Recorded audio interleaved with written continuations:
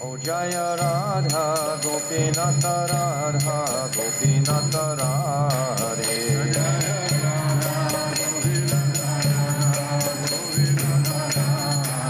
O Jaya Radhe Radhe Radhe Radhe Shri Radhe.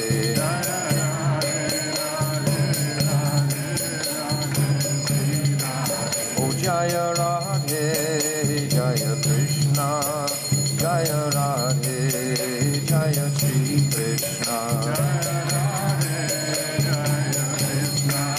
Jaya Radhe, Jaya Krishna.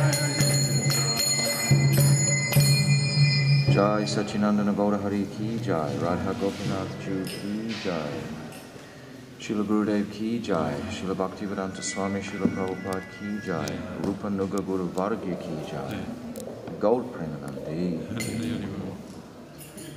Om Aginaatimirandasya Gyananjala Shalakaya Chakshu Unmilitam Jena Tasmaye Shri Guruve Namaha Guruve Gaurachandraya Radhikaya Taralaye Krishnaya Krishna Bhaktaya Tarabhaktaya Namo Namaha Yam Pravajantamana Petyam Apeti Krityam Dvaipaino Vihara Putreti tam mayatayo tarvo binedus tam sarvabhutam munimanatoshmi Bhaktya vihina aparada lakshay shiptascha karmadi tarangamadye Kripa mayitvam sharanam prapana Vrinde namaste charanarvindam Bhajami radam aravinda netram Smarami radam madurashmitasyam Vadami radam karuna baradram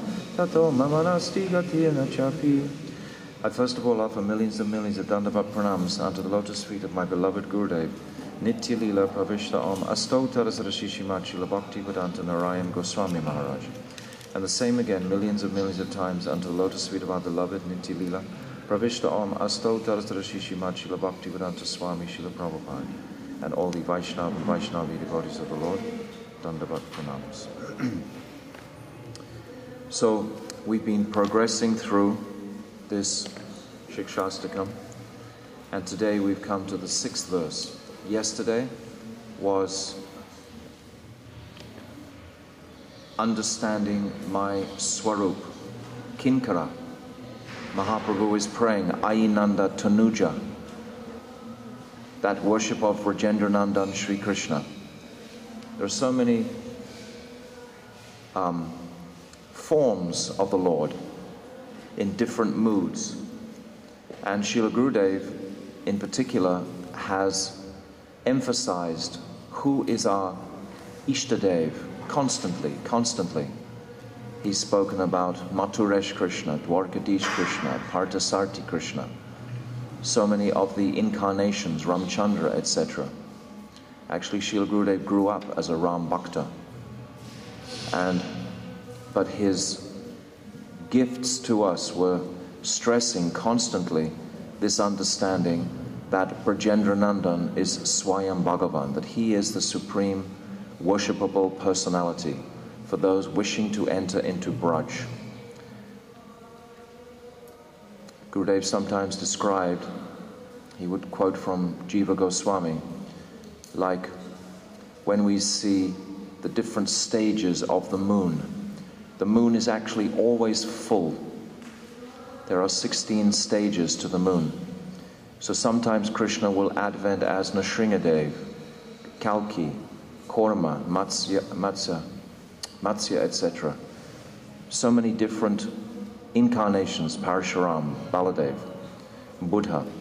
But these are all the same, coming from the same source.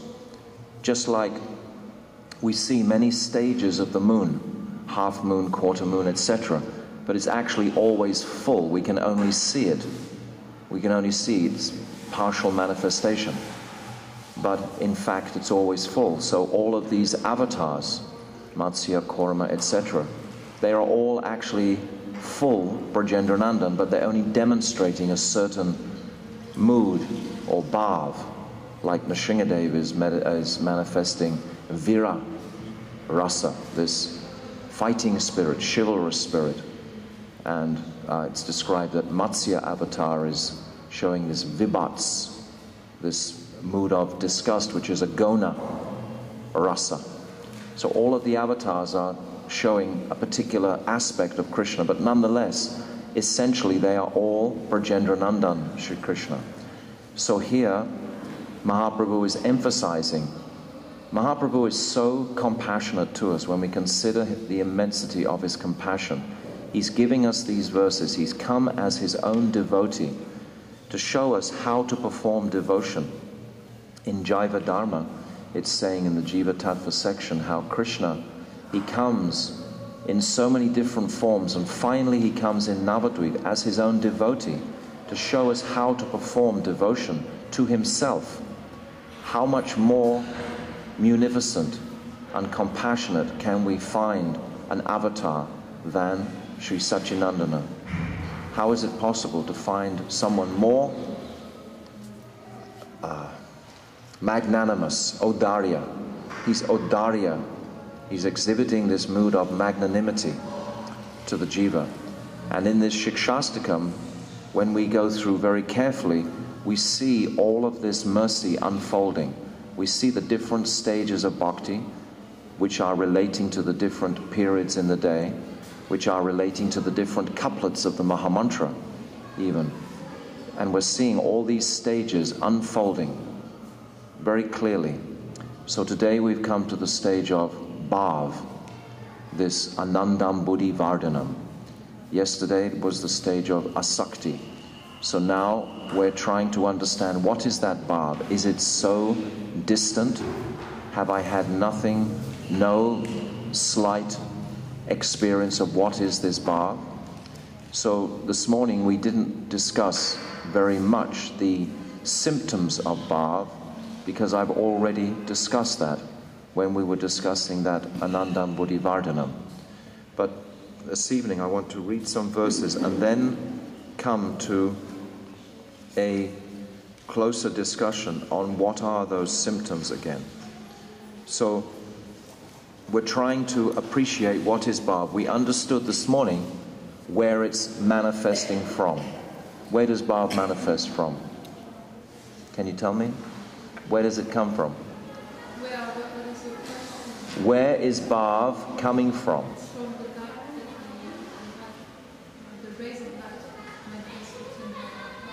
Yes, but the Bhav is already in the heart, in potential form, in a dormant seed. It's already there, but it needs igniting. It needs a catalyst, and the catalyst is coming from the Sangvit Shakti. That Sangvit Shakti or Chit Shakti, that is the knowledge potency. Gurudev is giving us mountains of knowledge, transcendental knowledge, to purify the darkness of avidya, ignorance. This is what he's giving us. And by this knowledge, we see ultimately our real identity. Once we understand, yes, I am in illusion. We've spoken for so many days about this illusory world, this misconception of my identity in regards to the world. I'm thinking that, yes, this world is for my pleasure. How can I seek some happiness here? This is the general state of material consciousness. Everyone is afraid. They're not under the shelter of that other quality of pure love. There are only two forces in this world. One is fear and the other is love. We have to see, which force am I under? Am I living in a very fearful state? Am I insecure? This insecurity comes from a lack of faith in the supreme arrangement of the Lord. There's an expression, security is purity. As we purify our hearts, then there can be no insecurity, because we know that the Lord is arranging absolutely everything for my benefit and my progress in bhakti. Everything that is happening is completely orchestrated and arranged by the Lord for my benefit to come quickly to Him. He's arranging the environment so that I can quickly make progress, so there can be no fear for the devotee. But someone who doesn't understand devotional precepts, he's very fearful. He's fearful of not getting what he wants, and he's fearful of losing what he thinks he already has. So these fears are constantly in the heart of the material conscious individual. Now, sometimes we are materially conscious. We can't say, yes, I'm spiritually conscious all the time. We are in process of purifying this darkness from the heart through knowledge.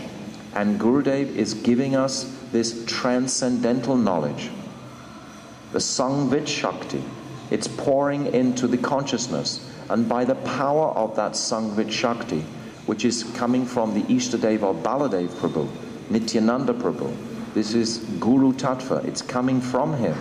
And then within that Sangvit Shakti is knowledge of my identity. And from that knowledge, then, as I said yesterday, it seems that bhav appears in the mental faculty. This is how it's described in Jayavadama. But it comes from into the mental faculty and then pours into the heart. When it comes into the heart, it's mixed with this Hladini Shakti that is also coming from Guru. So Guru is giving us both of these Shaktis. But first comes the knowledge. We have to purify our existence with this divine knowledge of my real identity. So in the 5th verse we discussed yesterday, that identity has been revealed. Kinkara. I am a maidservant of Sri Krishna. This is what Mahaprabhu is revealing. We are striving, endeavoring to be a maidservant of Sri Radha. Now today, in this stage of bhav, the principal ingredient that we're witnessing is this tremendous greed. He's prayed in the previous verse to be stuck like a particle of dust on the lotus feet of the Lord. But now in this verse, it's not enough just to be stuck like a piece of dust on his lotus foot. He wants more. He wants tears to fall from his eyes. He wants his hair to stand on end. He wants his voice to choke up. These are all the external symptoms of bhav, called anubhav. And we describe the difference between anubhavs and sattvika bhavs. Sattvika bhavs are totally spontaneous. Anubhavs, there is some intelligence that is prompting those symptoms to manifest. That's the difference between them. So we should see, where is this bhav manifest? Yes, I already have bhav from Swarup Shakti. It is ultimately Swarup Shakti that is manifesting the jiva, ultimately. It seems that Baladev Prabhu has manifested the bodies. And then Sri Krishna himself is manifesting the knowledge from the Chit Shakti or Sangvit Shakti within the bodies of those jivas. And then the taste that we experience from knowledge of that object, knowledge of Krishna or knowledge of Goloka Vrindavan, that is the Ananda or Hladini Shakti. So we need knowledge. I know many times people, they back up, so to speak. They think, oh, don't overload me with so much information. Just let me enjoy my Harinam. But we must be guided by higher intelligence. When we accept this knowledge, it's going to reveal our Swarup, because our Swarup is covered by avidya. And we've discussed what is avidya. Avidya comes in the form of the various anarthas, etc. Those stages of anishtita bhakti or nishtita bhakti also. These are coverings. And then I describe those 5 coverings that Lord Brahma places over the jiva. So we have all these coverings to purify. If our hearts are sincere and we carefully listen to the instruction of Gurudev, very, very quickly we can be freed from that bondage of misconception about my identity. It takes courage. Without a doubt, it takes courage. But we can pray to Gurudev for that courage. To cross over these boundaries of consciousness requires courage.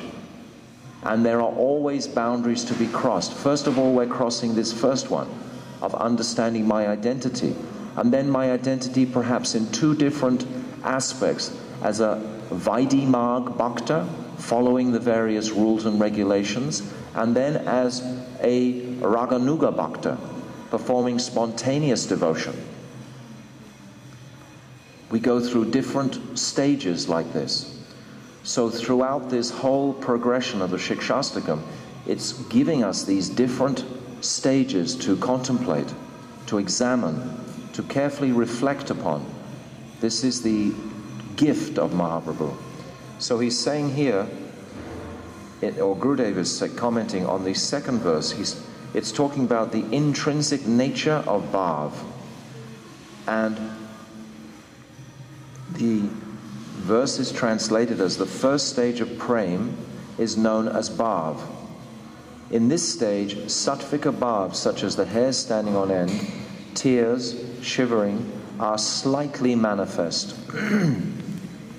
We're approaching that place of pure prem, pure, unadulterated love for Krishna, which is residing within the heart. And that love is focused on the individual of Sri Radha and Krishna, or in some sampradayas just on Krishna. Our focus, under guidance of Sri Guru, is on the lotus feet of Sri Radha. This is our focus. How can I become a kinkari of Sri Radha, her maidservant? If Krishna is most pleased with Sri Radha's service and in the association of Sri Radha, surely I will come quickly to Krishna through Radha. This may initially be our motivation. Ultimately, we find that Sri Radha has even more qualities than Sri Krishna. Through the understanding of the identity of Mahaprabhu, because we've explained that Sri Radha is tasting the sweetness of Krishna's love. Krishna can't taste that sweetness by himself. He can't taste it himself. It's not possible. But Sri Radha is tasting the sweetness of Krishna's love. So her joy or happiness is described as 10 million times greater than Krishna's. This is the identity of Mahaprabhu, embodied in his three desires. So all of this information or knowledge is clearing the darkness from the heart, so I can understand my real identity in relationship to Sri Radha and Krishna. And now it's very difficult, because on the one hand, we have this increased transcendental consciousness, and on the other hand, we still have our various bodily afflictions and material necessities to attend to daily. We still have to do all kinds of material things.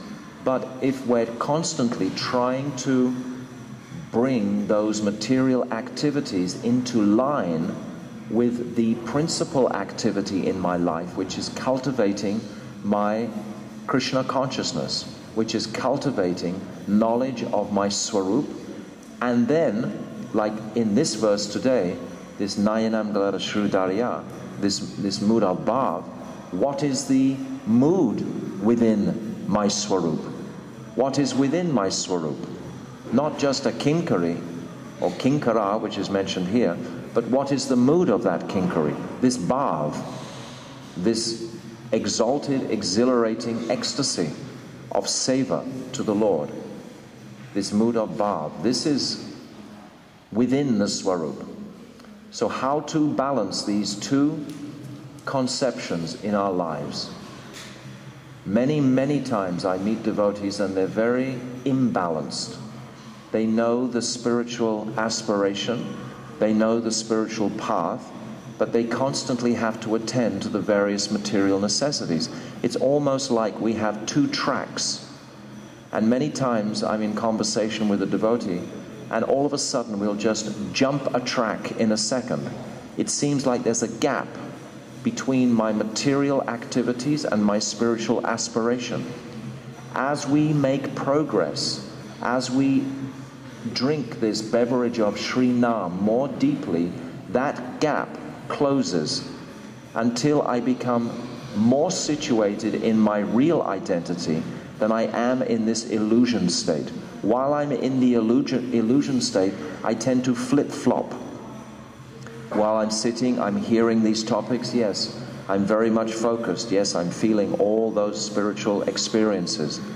But then as soon as I have to leave, perhaps if I have to go to another country, I have to work, I have to do, how am I going to balance myself in those conditions?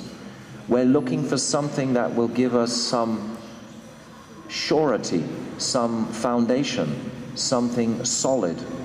That solid commodity is all imbibed within Nam. Wherever we go, whatever we do, it's free. You don't even have to check it in at the luggage place. It's in our hearts, it's in our pockets. It doesn't matter if you're overweight with Nam. You can carry it anywhere. You can carry it even into the bathroom. Gopal Bhatta was telling Mahaprabhu while he was holding his tongue. Mahaprabhu was holding his tongue, going into the latrine. And Gopal Bhatta said, oh, Gopal Guru. Sorry. Why are you holding your tongue? Just a little boy he was at this time. And Mahaprabhu said, because my tongue doesn't stop chanting Hare Krishna. And I don't want to contaminate this name inside this contaminated place of the latrine. And then Gopal Guru said, how is that possible that Nam can be contaminated by anything? It's like the sun of the world. You're actually going to purify that place. You should never stop chanting Hare Krishna. So Mahaprabhu took his instruction from this very small boy. It doesn't matter where we go or what we're doing, to have that Nam continually in the consciousness. You know, when Srila Gurudev went to Mumbai one time for a heart operation, the doctor gave him so much anesthetic, etc. He was completely unconscious, and the doctors began working on his heart.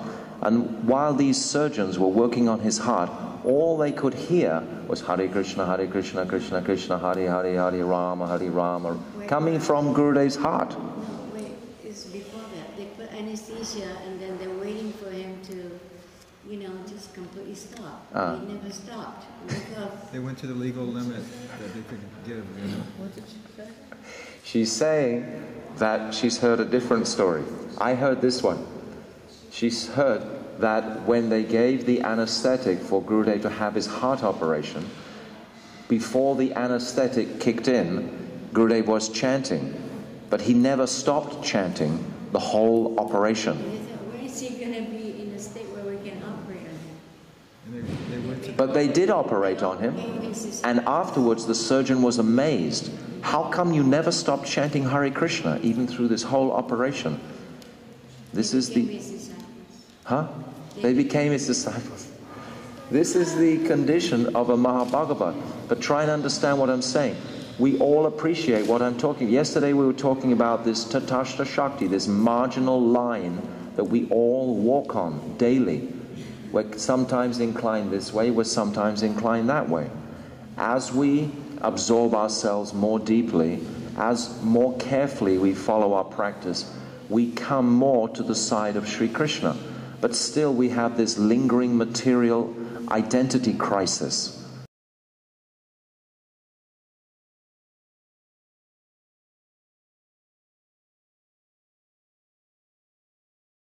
Am I this body, or am I this beautiful Swarup that is beginning to manifest at some point in my bhajan?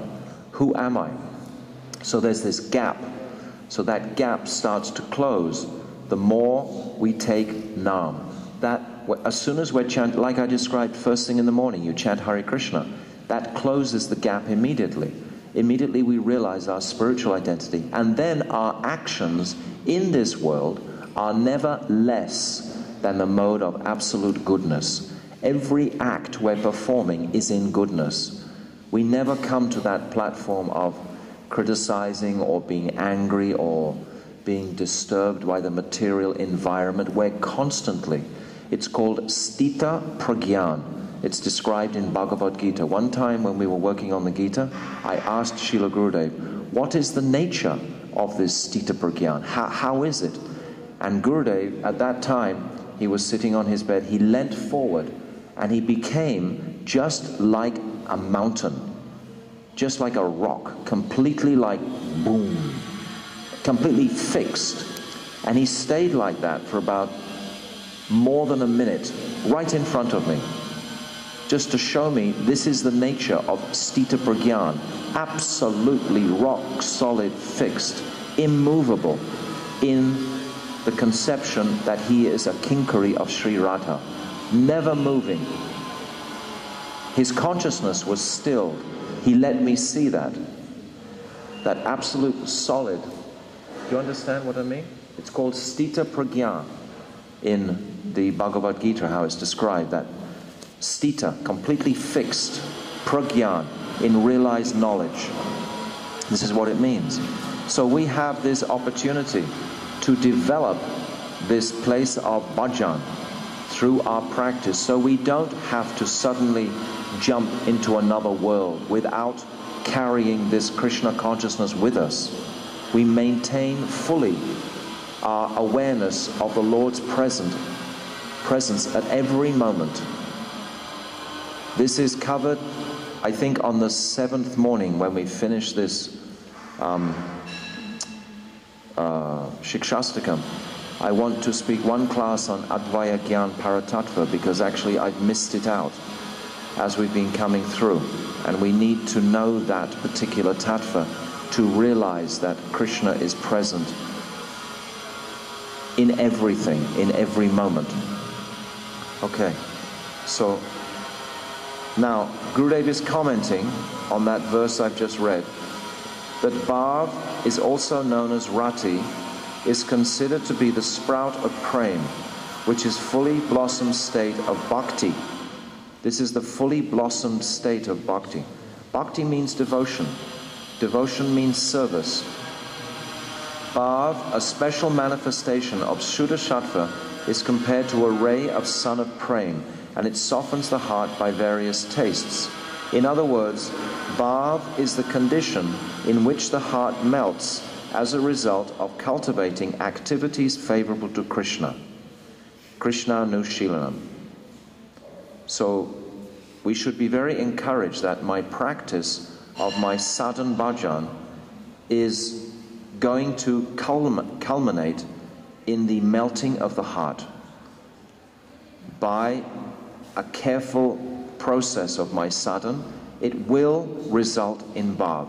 So I said so many times now this verse, Kriti Sadhya Bhavet Sadhya Bhav Sa Sadhana Bida, that my sadhan must be focused on bhav to be even sadhan. So I must know what is bhav. The natural function of bhav is to manifest Krishna's inherent nature and the inherent nature of his pastimes. Bhav means that I'm always thinking about the sweet pastimes of Sri Radha and Krishna. I'm filled with attraction for their pastimes. I'm filled with wonder and astonishment at all of their pastimes.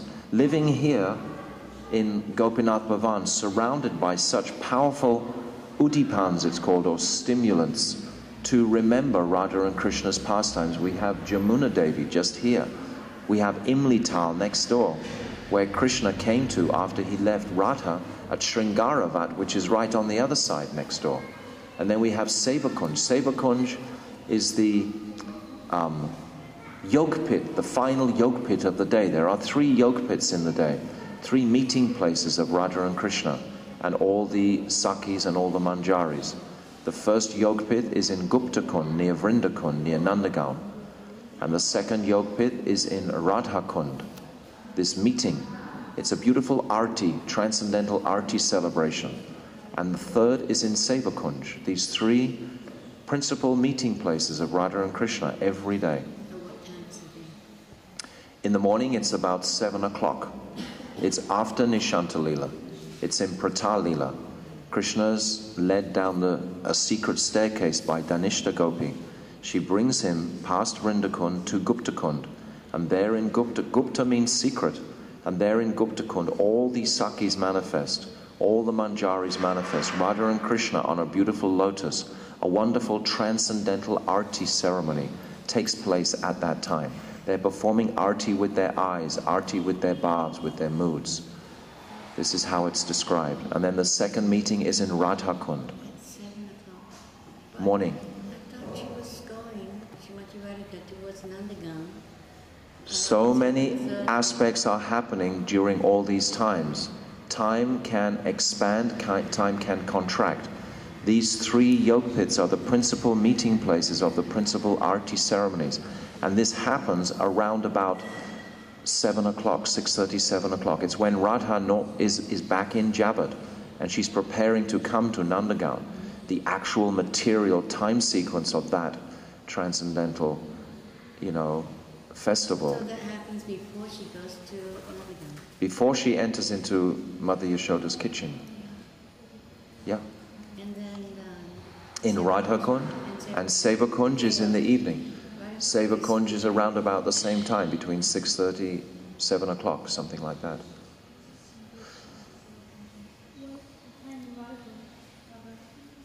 Midday, 12. These three junctions of the day are celebrated by transcendental meetings of Radha and Krishna. This is very important, what I'm reading now. Huh? Yes. Yes. What do you meditate on when you're chanting your mantras? The meeting of Radha and Krishna at the three periods of the day, the yoga pits. Yog means meeting, pit means place, the three principal meeting places of the day. So, Gurudev is describing this bhav can arise in two ways, either by absorption in one's spiritual practice, sadhana, abhiniveshja, or by the mercy of Krishna and his devotees. This is Sri Krishna Prasadja. Then he explains so much of this. Then, this is the part I want to come to just describe again, because we've already been through this to some degree, but I want just to go through it briefly again. What are the symptoms that manifest when bhav becomes a reality? If we understand these symptoms, we can pray. Just now we sang this Gurudev Kripa Koreke. We're asking for mercy from Guru. And I've said before, we should know what sort of mercy it is that we want from Gurudev. And during the day, perhaps that request may change as many as 5 times. In what form do you want mercy now? What particular obstacle in your life are we experiencing now that we want to be strengthened to overcome? So it changes, it evolves. So when we hear these symptoms, it gives us some focus, some goal to understand what is this quality, what is this mood of bhav bhakti? What is it that I'm striving for? What is it that I'm hungry to achieve? The more hunger, the more desperation, the more enthusiasm, the quicker this goal is going to be reached. That enthusiasm will come from Nam, it'll come from Guru, and something has to come from us. Something has to come from our side. It's called chesta, our effort. Just like I described in any relationship. If you want to have a relationship with anyone, you have to come forward and say who you are, etc., and they will say who they are, and you develop a relationship. It's something that is real. It's something that is tangible. Just like to have a relationship with Gurudev. Our relationship depends on our seva, entirely. I can remember one time when I was working on this Jaiva Dhamma in Mathura. I was living there in the basement place for 3 weeks. And every day, Srila Gurudev would come down the stairs for his morning walk. And I would be sitting on that, there's a bench there just before the front door. And every single day, Gurudev would want to know what is the progress on the Jaiva Dhamma. He was so anxious to have this book published in English. This was his life and soul. And every single day he would come down the stairs with Purandar, usually, just to go for a walk in the park. And every single day he would ask me, has it gone to the printers yet? Have the proofs come back? Have you got any problem with the computer? Is everything going okay? This and that. And want to know a progress report. And then he would go off onto his walk. And then the final day came when we gave him the book. He was so happy. that right in the very middle of the day when it arrived, he went straight to the altar. He offered it to Srila Bhakti Pragyan Keshav Maharaj. He sat down behind an asan and he called everyone there and he started to glorify the Jaiva Dharma in so beautiful language. He was so happy that this had been published. And then the next day, I had become so attached to this meeting, this very personal exchange with Gurudev every single day for more than 3 weeks. And he came down again this day after we had given him the book. And there I was, eager again to either have a pat on the head or something. Something. And Gurudev just walked straight past me and out the door. Didn't even look at me. And I was like, for a moment, like devastated, because this had been going on for so long. It seemed like a lifetime when you're doing something like that with Gurudev. And then, but I realized instantly that my relationship is only dependent on my service. This relationship with someone of such an exalted nature is only dependent on my service. So as soon as the service was over, what was the relationship? And Gurudev gave me that understanding, like instantly. So I went to the harmonist office and tried to find some more work to do. But this is what he taught us. Huh? No, he would just ignore me again until something else, that he wanted to, engage me in. Huh? No attachment. What do you mean? Relationship is through service. Only through service. Because I told you yesterday how I told Gurudev I didn't love him, and then he quoted all these different services. So we understand that this relationship is something that is real. Sometimes a newer person will come to see Gurudev, and initially Gurudev will make a very nice social display and friendly like this. But if he sees that person is serious, then the second or third day he'll completely ignore them. He won't make any, inroads to be social or smile or say any, sweet words, because now he's working on something real.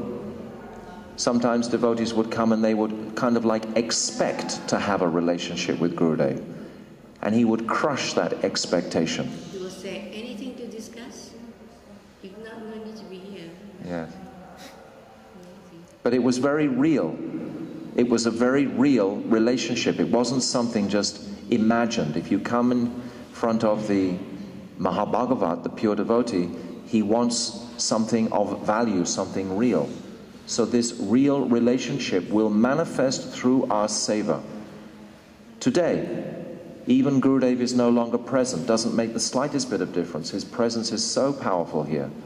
He's here, and he's witnessing all of our different efforts to please him through our services. And he's seeing what services are we avoiding, etc. He's also seeing this. But he's accepting anything we do that is in service to him. So this is service, also trying to understand his teachings. This is a principal service. Raj, I'm just reminding you, remember you said, in answer to the question, how can a disciple know that their sambandha with Gurudev is growing, increasing? And Gurudev responded, if one is always feeling grateful. That was the first thing he said. First thing he said, gratitude. And then he said, no matter what you're doing, you're always thinking, I can never repay my Gurudev. yes. And I'm always thinking how I can do it. Yes. And I'm never satisfied. And he said in his own life, that his relationship with Bhagavan Gurudev is still growing. yes, that he never felt that he was doing sufficient to please his Param Gurudev. Even he was bringing hundreds of thousands of people to Krishna consciousness. Huh?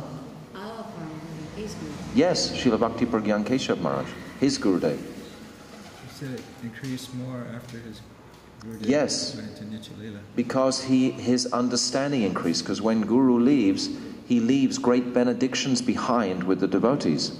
He doesn't leave us empty-handed. He leaves great gifts. I remember when I was in London when Srila Gurudev left, and we came and we had some beautiful exchanges. All the devotees gathered together. Actually, Jagatam Didi, she said something very nice at that point, I remember. She said, we should try and remember how many times Srila Gurudev looked at us, how many times he spoke to us. Is that right?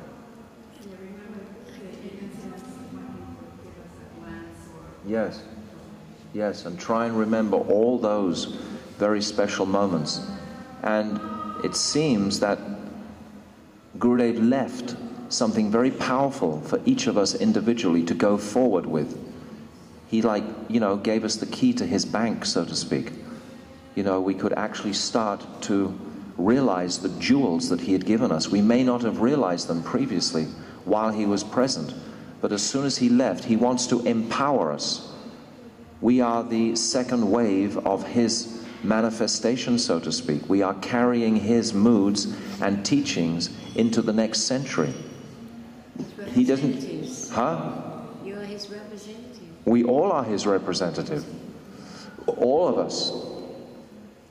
And the more seriously we take this and carry this responsibility, then the more Gurudev can funnel that energy, that power within us, if we seriously want to represent him in the world. You have to become empty. Yes.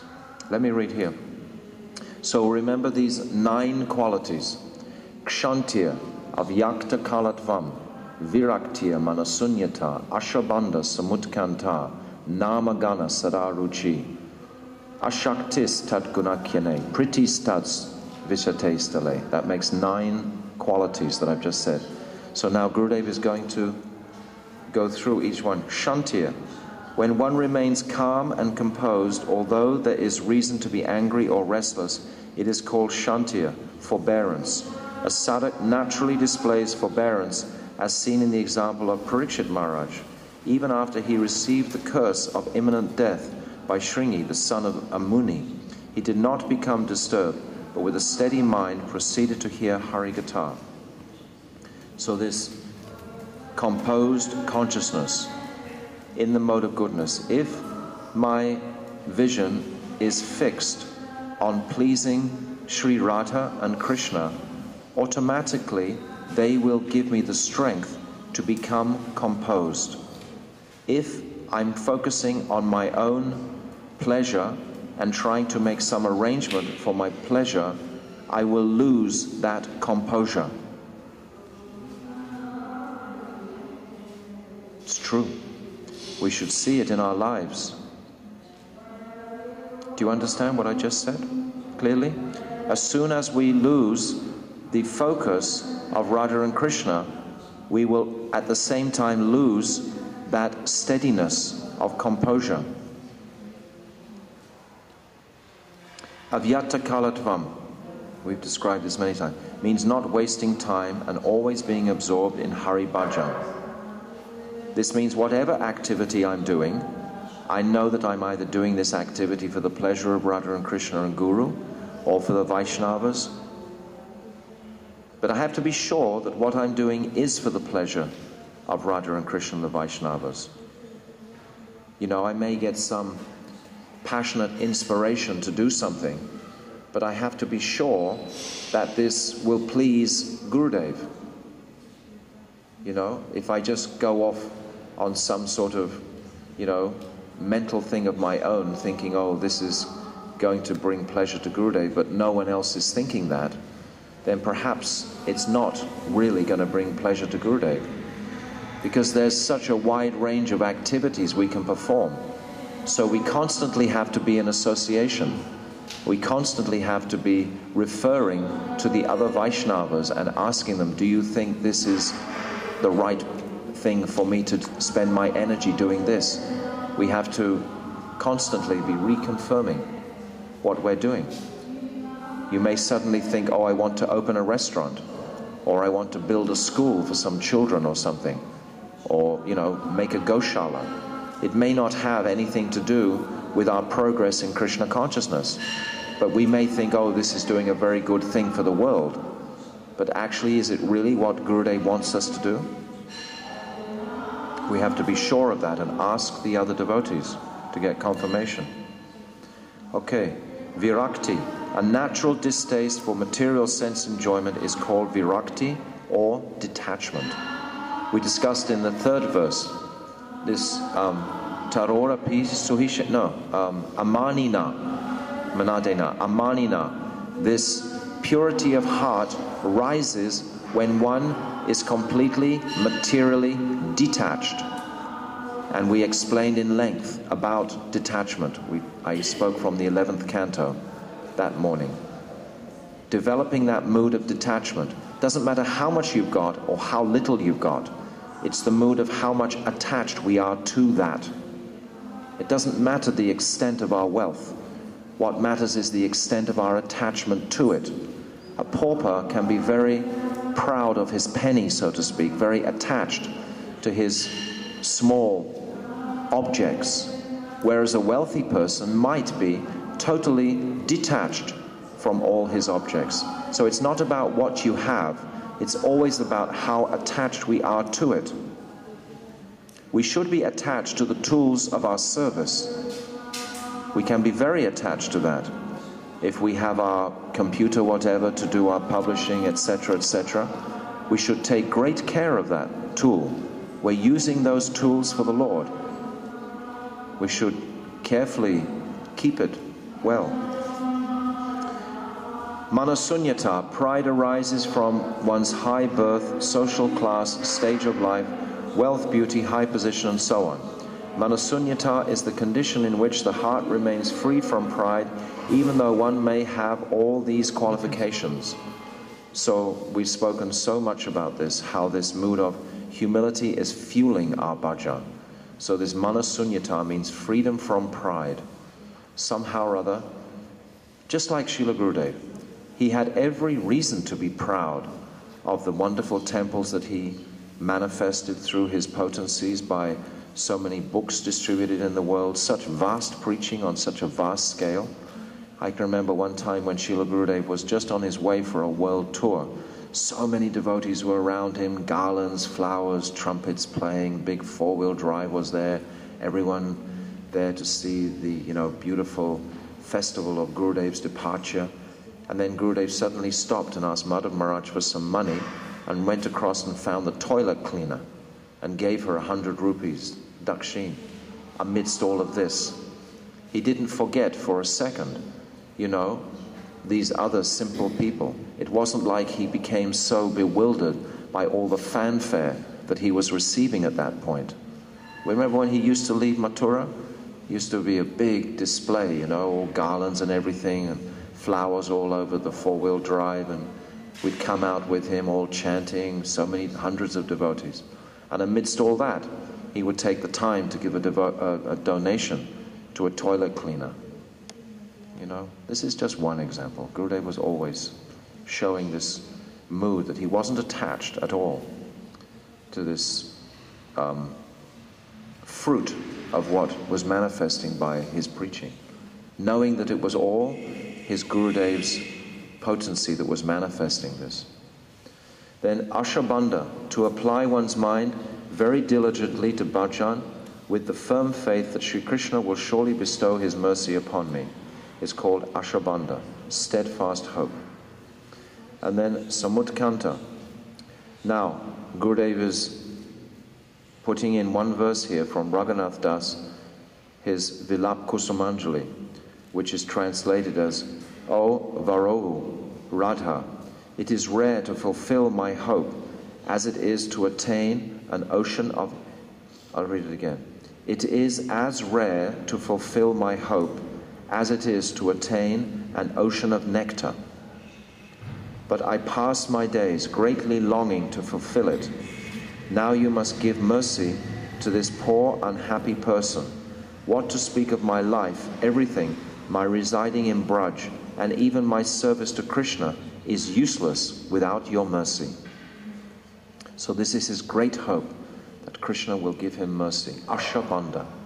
Ashabandha is a very beautiful expression. Think of it many times. Great hope. The devotee is praying for this quality of great hope. It's a quality of bhav. It's a quality that's coming from the soul, the deepest part of the soul. Samutkanta, intense longing to attain one's desired object, is called samutkanta. This kind of eagerness is shown in the prayer of Ritusura. So we discussed this prayer the other day about these 3 stages of affection. The first was the baby bird, in great eagerness waiting for the mother. but then the mother just drops the food in the baby's mouth. There's actually no contact with the mother. And then higher than that is the young calf. The young calf is yearning for the mother, and when the mother returns, the young calf connects physically with the mother. So this is closer. And then the third example is the lover waiting for the return of her beloved, and then with such service, she connects with the beloved. So in this sense, there's a gradation of affection that is displayed through this verse. So this eagerness, this is the symptom of raganuga. We see in the 5th verse, I've said before, of this Guruvastakam, we see Gurudev's example that at every moment he's trying to think how to please the divine couple. At every moment. This is the nature of spiritual reality, that at every moment I'm living in the powerful present. I'm not thinking of the future, I'm thinking now, how can I please Radha and Krishna and Guru? Constantly I'm meditating on that act. Then Namagana Sadaruchi, to constantly chant the names of Hari with faith that Sri Nam Bhajan is the topmost form of bhajan is called Namagana Sadaruchi, taste in chanting the holy name. I have a taste for the holy name. To have a taste for the holy name is the key to obtaining the ultimate auspiciousness. So we should pray for addiction to chanting. Pray to be addicted. Chant sufficiently to make such an impression on our consciousnesses that we can never give up this chanting. This chanting has become so much of my, it's influencing my state of consciousness to such a degree, I cannot live without it. If I go more than 1 day or 2 days without chanting sufficiently, then I know that my mind, myself, is like not focused anymore. I've become like, separated from my focus. Now we can take this anywhere. It's best in Vrindavan, of course, but as I said before, we want to know how to take these jewels forever. We want to know how to maintain our spiritual progress. So many devotees come. When we look at the old photographs of different Braj Mandal Prikramas, there are so many devotees who we just never see anymore. Where have they all drifted off to? Have they left their Nam? Have they left that practice? It's very easy to leave the practice. We see more leave than actually stay. This is a fact, because we don't take sufficient energy and effort in cultivating the root of our practices. The root of our practice is Guru Nishta. And the actual practice is Nam. If I'm taking that Nam seriously and never let it go in any circumstances, then I'm safe to find that addiction. Somebody said something? Guru Nishta, yes. Sadhu Sangha. As much as possible. But many times I see in the world that individuals are bereft of that Sadhu Sangha through whatever circumstance. And in that condition they have to take Nam. And through Nam it will give them some Sadhu Sangha. They will use their intelligence to find out where are the devotees. Today we have internet. It's just like a button pressed and you're in touch with somebody. You never have to be too distant from the devotees. Madidi gave the example, there was a servant of Vaman Raj, and he left, but he was like the personal servant. And so the devotees were asking Vaman Raj, why did he leave? And he said that I could not save him because he was not taking Nam. Really? He said this one pastime of Srila Vamana Maharaj, that he had a personal servant who left, and the devotees asked, why did he leave? And Srila Vamana Maharaj responded that he did not take Nam. I personally could not save him because he wasn't taking Nam. We have another devotee who put so many of our books together, the one Siksastakam that we're reading. He refused to take Nam also. He left the association of Gurudev's devotees. How do you get that addiction? How do you become addicted to Nam? Yes, and by practice. It's something that is real. We have to practice. We have to practice. Association. Krishna Nam is both practice. Here's the answer to your question. Krishna Nam is both practice, sadhan, and the goal, sadhya. I've said this so many times. To know what is the goal, then I can go forward. Very clear. We've been discussing all these different days. We've been seeing this staircase through the Siksastakam itself. The topmost name, as taught by Sri Gaurasundara, is the Hare Krishna Mahamantra. Nowadays, non-devotees write lyrics that are imaginary and full of rasa-bas, overlapping of transcendental mellows. Many people understand these lyrics to be Nam mantras, but such mantras are not mentioned in the scriptures, and it is improper to chant them.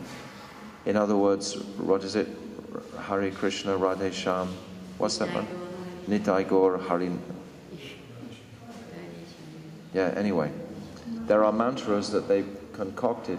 You see in Puridam, many people, they're chanting separate mantras to the Maha Mantra. Mahaprabhu gave the Maha Mantra. But such mantras are not mentioned in the scriptures, and it is improper to chant them. Sriman Mahaprabhu has given the order, ask them to chant only Hare Krishna, nothing else. Tahe vai arana bolibo boliba. Only chanting Hare Krishna. Even the materialist, actually, I know in America right now there are so many kirtan groups all over America. They're chanting this Hare Krishna Mahamantra, and they're not devotees at all. And they're chanting and they're getting something. How is Mahaprabhu manifesting this Mahamantra? He's giving them, even the materialist, a taste, some sort of a taste. One of those people perhaps will inquire further, or some of those people, after they've been chanting, perhaps will come in contact with a Hare Krishna devotee, someone who's practicing under pure guru, and they will become influenced. That Mahamantra will purify anybody in any condition, even if they're chanting it for some liberation, if they're chanting it for any reason. It's described as Nam Abbas. There's a whole chapter on this in Jaiva Dhamma. If you're making fun of the devotees, just going Hare Krishna, you get some benefit by any sort of saying of the Hare Krishna mantra. Any sort of action with the devotees. I can remember once in Melbourne there was a devotee, not a devotee, there was a newspaper agent who just used to sell papers out of a box on the side of the street. And every time the devotees come, he would save these beer cans and he would throw them at the kirtan party. He somehow had some anger, it just made him angry. And he would throw these cans at the devotees. He wouldn't hurt them, and the devotees would sort of laugh, like that, but he would show this aggressive mood. And then this happened for about 18 months, almost 2 years he did it. And then one day, he just asked a devotee, well, what are you all about anyway? He didn't even know what the devotees were about. And then he heard the philosophy, and he's still in that temple now, washing pots. He's been there ever since. But he started his connection, in such a strange... But it was a connection. So these people who are taking the Hare Krishna mantra, what sort of higher connection is that? They're actually chanting Hare Krishna. So never minimize a group of people that are chanting just because they're not performing exactly the way that we do in Vrindavan, etc. It's still greatly to their benefit. Greatly. Then, Ashaktis Tatguna Kine, the thirst of a Bhav Bhakta to describe and hear the sweet pastimes of Sri Krishna, which are filled with all auspicious qualities, is never satiated. The more he hears, the more his attachment increases. Then Tadvishate Stale Priti, the desire to reside in Vrindavan or Navadvip or other abodes of Bhagavan, is called Tad Vishate Stale Priti, affection for the transcendental residences of Bhagavan. Living in the Dham is only beneficial when one has the association of pure devotees. Sadhu Sangha. This is very important. Srila Bhaktisiddhanta Saraswati, he said, going on parikrama or coming to the holy places is not a geographical exercise. In other words, you don't just go to Radha Kund to look at some tourist spot. You go to Radha Kund in the hope that your Gurudev is going to inspire your heart to take some proper benefit from that location. You're always with Gurudev. You're always walking with Gurudev. You're feeling his presence fully, fully, fully in all of the places we go, all of our activities. He is there as long as we are acknowledging his presence. As soon as we choose to turn away from him, then the connection becomes weaker. But if we're considering, yes, Gurudev is always with me. One time, one young girl, she said to Gurudev, "Oh, Gurudev, I never get to see you or talk to you or have any time with you." And Gurudev looked at her and said, "Don't you chant your Guru mantras?" In other words, I'm with you entirely when you're chanting your Guru mantras. I'm completely with you. How can I be separate when you're chanting these mantras? So like that, Gurudev is never separated. There are so many beautiful parts in this chapter, and I wanted to read so much more about the actual pastimes, because as this Bhajan Rahasya develops more and more, it becomes more and more esoteric, you can say, because the author is assuming that you've read through the other stages. So now we're qualified to hear the sweeter pastimes of Radha and Krishna. Now Gurudev, he describes here one very beautiful verse, a description of Krishna. Barhapidam nata-vara-vapuh karnayoh karnikaram. This verse is what Bhaktivedanta Thakur quotes. This is from the 10th canto, and it's describing the beauty of Krishna. The translation to this verse is, seeing Krishna through the eyes of Bhav, the gopis in Purvarag. Understand what is this Purvarag. This is when they haven't actually had union with Krishna. They haven't actually met with Krishna in a loving way, directly. But this anticipation of meeting him is practically burning to ashes any other karma that they may have had. It's bringing them to a pitch of desperation. That's why when Krishna first plays his flute, calling them, calling each individual gopi, that sound vibration entered into their hearts, and they heard their names behind that flute, and that flute song was saying, "Come to me," immediately. Those gopis ran with every breath. So now the gopis in Purvarag described his beauty. This is before they actually have union with Krishna. Shyamasundar is entering the forest of Vrindavan, accompanied by his cowherd boyfriends. In his turban, there is a peacock feather. Over his ears, a karnika flower. On his body, a pitamba glitters like gold. And around his neck, extending down to his knees, is a heart-stealing garland strung with 5 kinds of fragrant forest flowers. His beautiful dress is like that of an expert dancer on a stage, and the nectar of his lips flows through the holes of his flute. Singing his glories, the cowherd boys follow from behind. In this way, this Vrindavan Dham, which is more charming than Vaikuntha, has become even more beautiful by the impression of Sri Krishna's lotus feet, which are marked with the conch, disc, and other symbols. So while he's walking to the pasturing grounds in the early morning, the gopis are seeing. They're on the royal road. Sometimes they're behind trees, etc. And sometimes Krishna is in a grove. And the gopis are seeing Krishna walking. And Baladev has very consciously walked forward so that Krishna will be free to glance at the gopis. But Mahaprabhu, he wants to know, what are the moods of the gopis when they're looking at me? What are they witnessing? Their eyes are looking like they are astonished by my beauty. They're seeing something that I can't perceive. They're seeing my beauty. They're sensing my sweetness. What is it that they're sensing? This is what Mahaprabhu wants to taste. He wants to see inside their consciousnesses.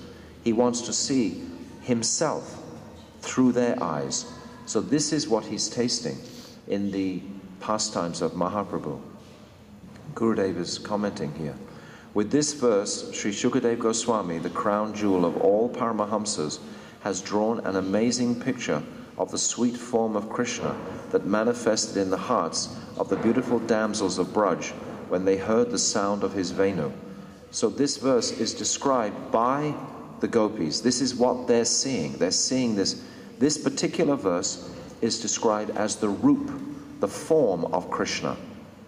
There are different verses that describe different aspects of Krishna. This verse is about his beauty. This is a particular verse. There are 3 or 4 verses that Gurudev has given us that describe particular aspects directly of Krishna's form. I described yesterday his compassionate nature was in this Aho Bhakiyam Stanakala Kutam about Putana. So here this is his beauty. The Braja Ramanis, filled with deep attachment for Krishna, become overwhelmed upon hearing the sweet sound of his flute. As they begin to describe to each other the astonishing sweetness of that sound, the image of Sri Krishna in his very beautiful threefold bending form, his Tribangalalit, and his playful way of strolling, and his crooked glances, his sweet, slight smile, and so on, manifested within their hearts and overwhelmed them with prema. So just by talking about Krishna in this way, they became totally overwhelmed in prema. Now it's describing that barhapidam means in the middle of the locks of black curly hair on Sri Krishna's head, there is a peacock feather crown that looks like a rainbow on a fresh rain cloud. These peacock feathers were a gift from blissfully dancing peacocks. By wearing this crown on his head, the Dhira Lalit Nayak Krishna reveals the hava, bhava, and other ecstatic symptoms of his beloveds in an unprecedented way. The Naka Chandrika, the shining bluish-green center of the peacock feather, is a seal of cleverness in the loving affairs, the prem vidagda, that comprise the art of rasa. By wearing a peacock feather on his head, Krishna proclaims the victory of his beloved Radha in the previous night's pastime in the pleasure groves. Because within the center of the peacock is the impression of a Ra for Radha. When you see the impression of the peacock and you look right in the center, it's like a Ra. That's what it looks like. So Krishna, he's seeing this, and sometimes Krishna will have it on his right-hand side that will be leaning towards where he sees Sri Radha, or he may want to excite Radha more and put it on his left side as if Krishna is looking for Chandravali. Then Radha's man will start to arise. Oh, he's thinking of Chandravali, he's not thinking of me. Then this way Krishna will increase some sort of competition amongst the gopis to increase their sweetness and desire to attain him. This is why there are so many different groups of devotees, of gopis, different youths of gopis. There's so much politics amongst the gopis.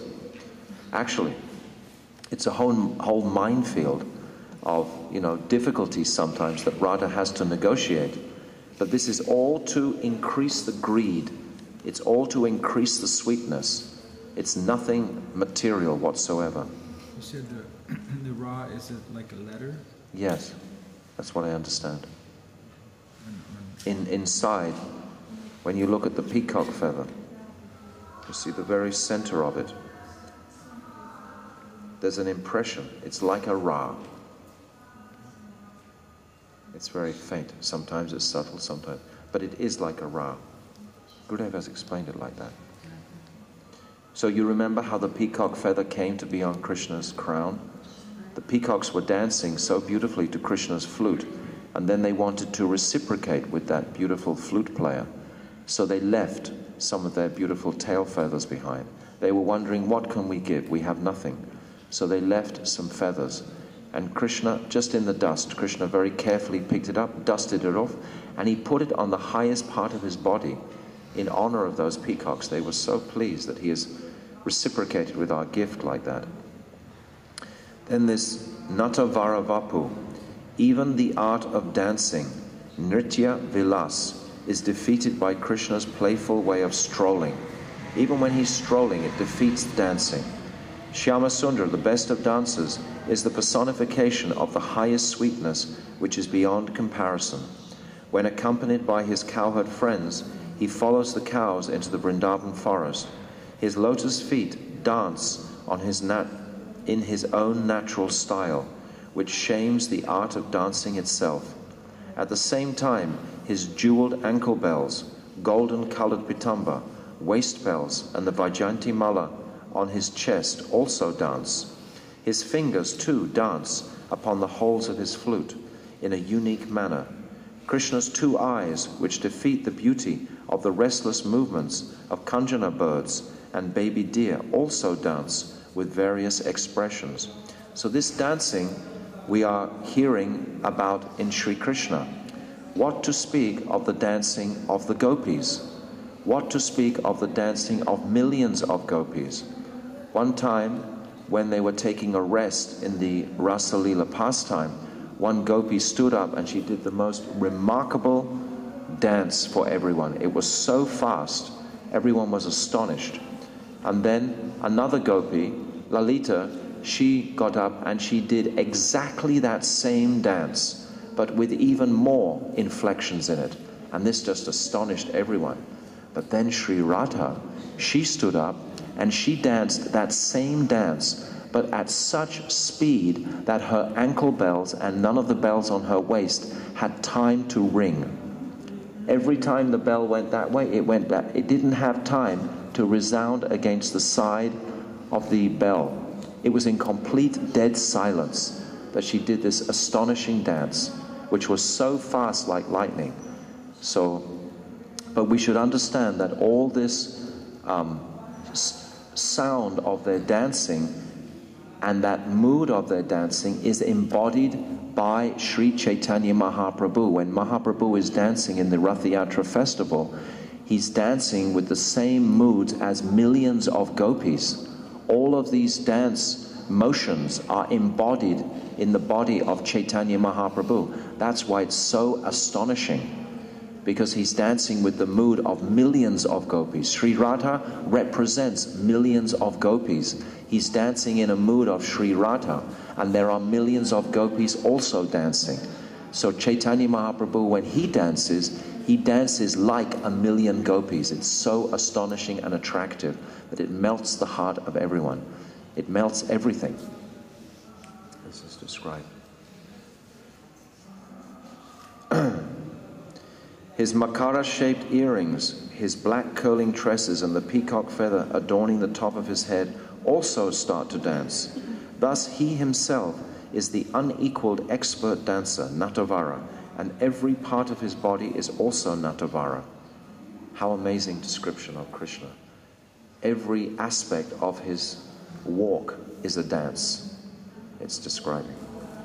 And then this karnayoh karnikaram, the yellow karnira flower, the karnikara that Shyamasundara wears on his ears as he enters the forest, increases the incomparable sweetness of his fresh youth.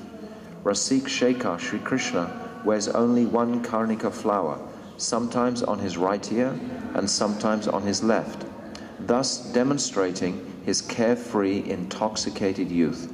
He places this flower on the ear that faces the loving gopis who stand on the rooftops, thus showing them his great affection. This is what the sadhak in a state of bhav is contemplating. This is what he's thinking. I described yesterday, in these chapters of Bhajan Rahasya, Srila Gurudev is giving the living experience of the reality of these different moods.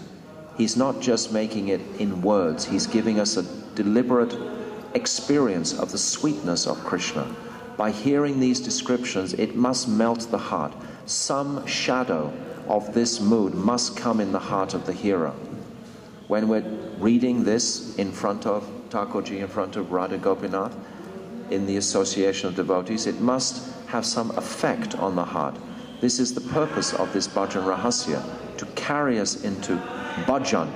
Bhajan rahasya. What does rahasya mean? It means secret. That secret confidential place of bhajan is here within these descriptions. Bibradvasha karnika kapisham.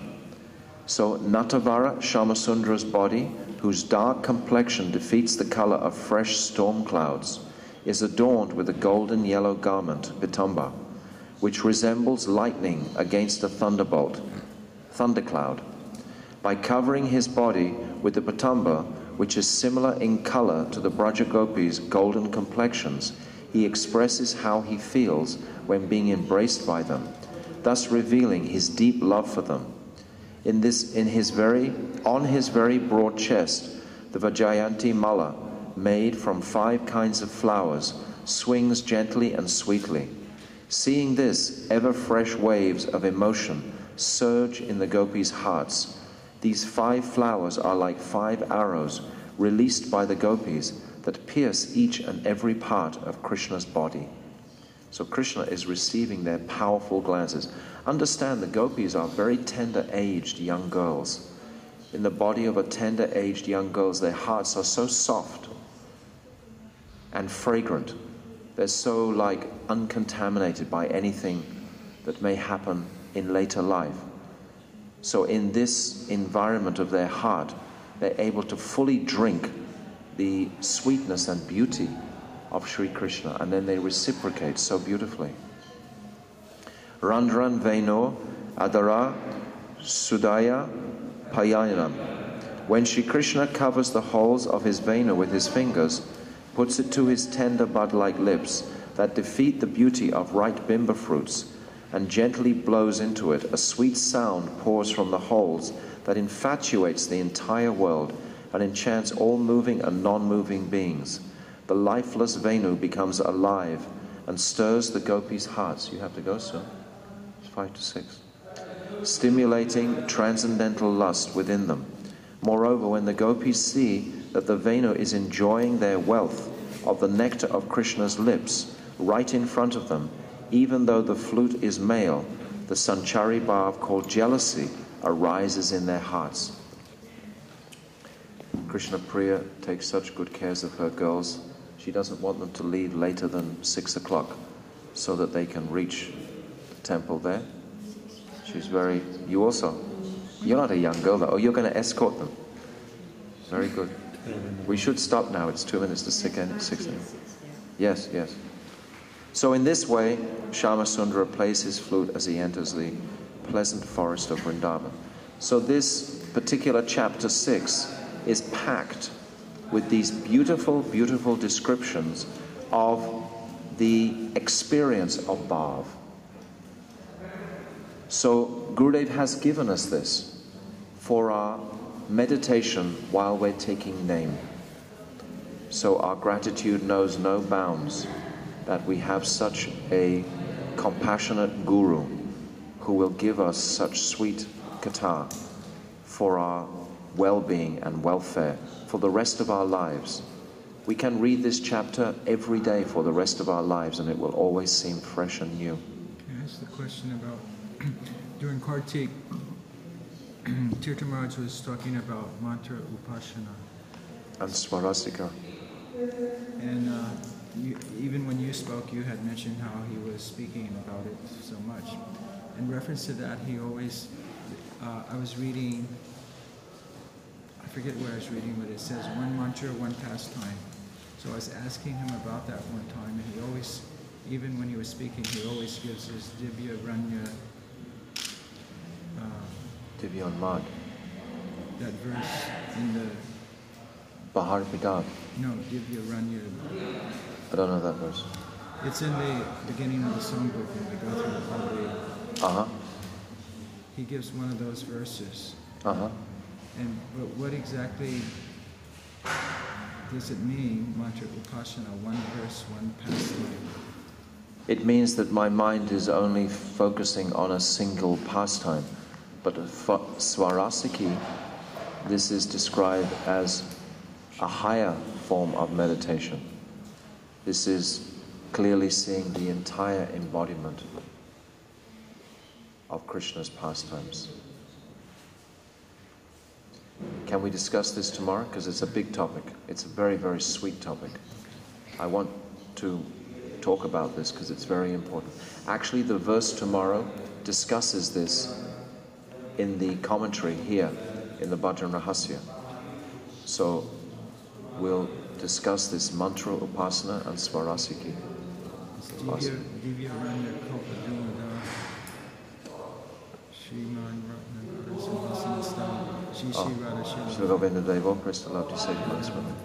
Okay, we'll discuss this tomorrow. This is nice. Remind me. So it's 6 o'clock. Essentially, this book is that each chapter says what the devotee in that stage will contemplate on, like this one. Each chapter is specifically about the verse it's relating to. Yes. So, for example, today it's about bhav. But what is bhav? It's described, it's tattva in the first verses, and then later that experience of actually an experience of bhav. What are you thinking when you're in that mood? This is what is how to carry us through that mood. And the chapter before 5 is showing us about our swarup. The other 4 verses are more concerned with purifying our material nature. They're more of an external purification. Do you have a pastime to meditate on, like this one? What? Pastime? The others, like the chapter on Asakti or Nishta. Did they also tell some pastimes? All of the, yes, at the end of each chapter, Gurudev is speaking about the pastime that Bhaktivinoda Thakur is referring to. Like in the stage of Nishta, for example, or Anartha Nivritti, the second one, well, the first verse is about Nishanta Lila. So at the end of the first chapter, Srila Gurudev talks about Nishanta Lila. At the end of the second chapter, Srila Gurudev talks about Prata Lila. At the end of the next chapter, it's Purvana Lila. The next chapter, it's Madhyana Lila, etc., etc. At the end of each chapter, he describes that specific pastime of the day. But it's quite brief in the beginning. But as it gets deeper into the verses, it gets much more extensive. But it's a description of the framework of the Astakalya Lila. But within that Astakalya Lila, Gurudev fluffs it out and describes so many more sweet pastimes, like in this Venu Geet aspect, you know.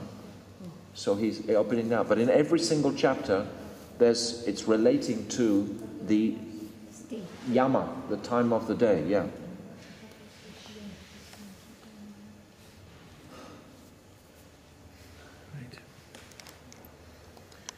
Radhe Radhe Radhe Jai Jai Jai Shri Radhe Radhe Radhe Radhe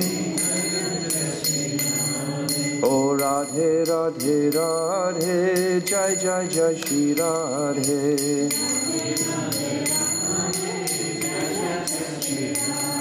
O Radhe Radhe Radhe Jai Jai Shri Radhe O Radhe Radhe Radhe Jai Jai Shri Radhe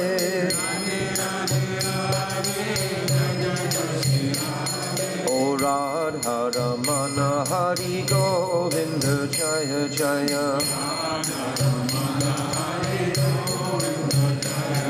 O Radha Ramana Hari Govinda Jaya Jaya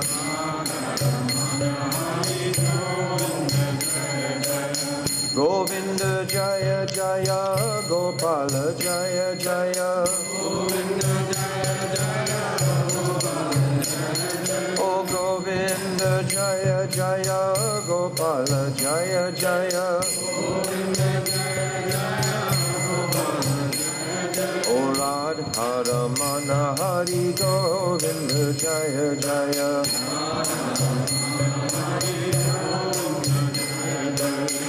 Hare Krishna, Krishna Krishna, Hare Hare.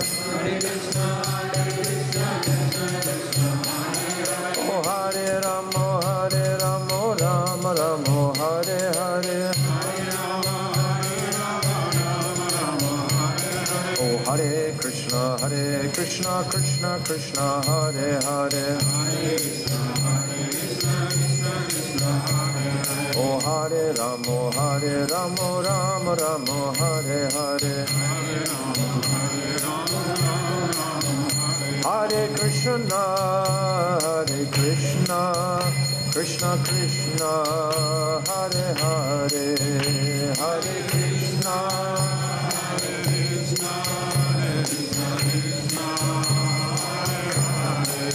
Oh Hare Rama, Rama Rama, Hare Hare.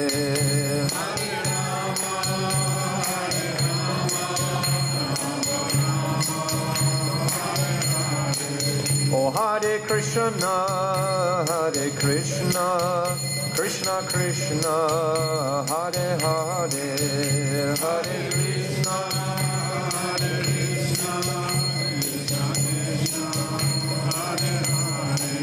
Oh Hare Rama, Rama Rama, Hare Hare.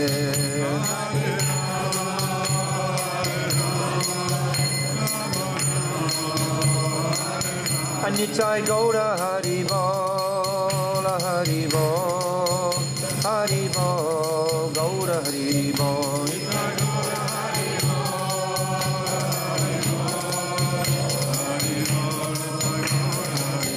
Nitai Gaura Hari Bol, Hari Bol, Hari Bol, Gaura Hari Bol.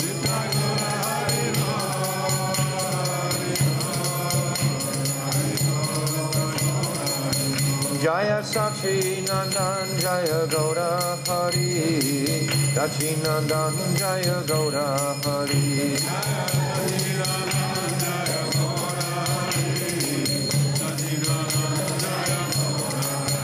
Gaura He, Gaura He, Gaura He, Gaura He.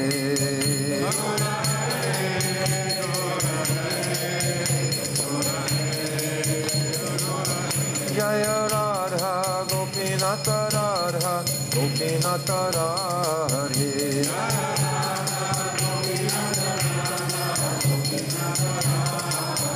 Jaya Radhe, Radhe, Radhe, Radhe, Shri Radhe.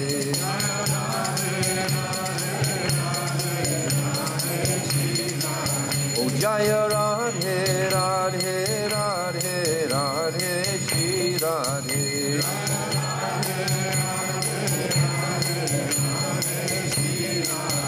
Radhe, Radhe, Radhe, Radhe, Radhe, Radhe, Radhe, Radhe.